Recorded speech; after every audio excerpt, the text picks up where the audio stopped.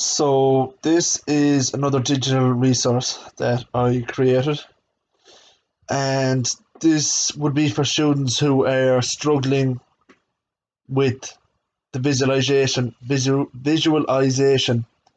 of a transition piece and how it's working. So it was just a simple model that I created using a sheet metal.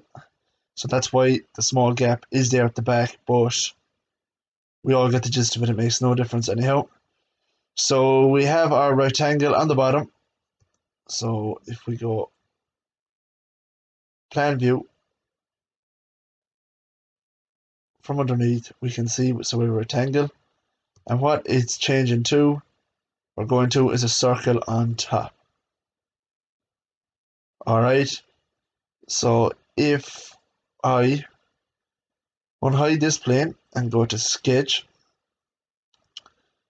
I can sketch on this plane and show students where their circle, where they get their circle and how they divide it up and why they are dividing it up, to be able, for the triangles, for the triangulation, to be able to swing down and get the true lengths by rebatment in elevation.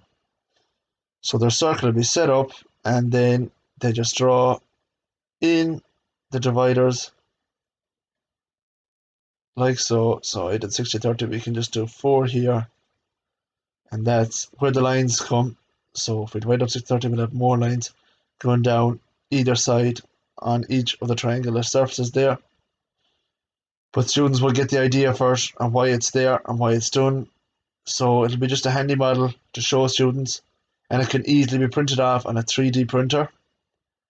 Just export the file into the memory card and work away with it to be easily printed, which would be another great model to have in the classroom to be able to show students, so they can have it in their own hands and they can feel and they can have a look for what the model actually is and what it looks like.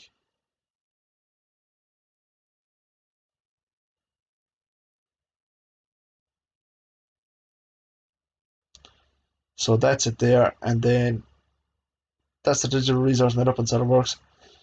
And that's it, just brought in onto the drawing sheet as I was showing you. And we have all the layers.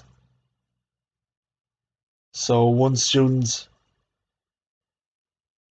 create the SolidWorks model, they can just bring it in and model it off that, and then they can do their rebatments and the true lengths and the triangulations methods.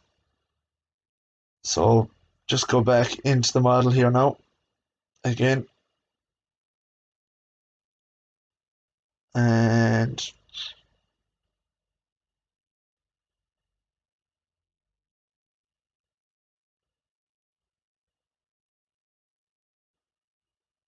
I'm just trying to find the fold.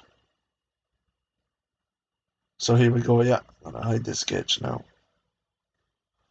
So what's handy about this SolidWorks too is we can show students,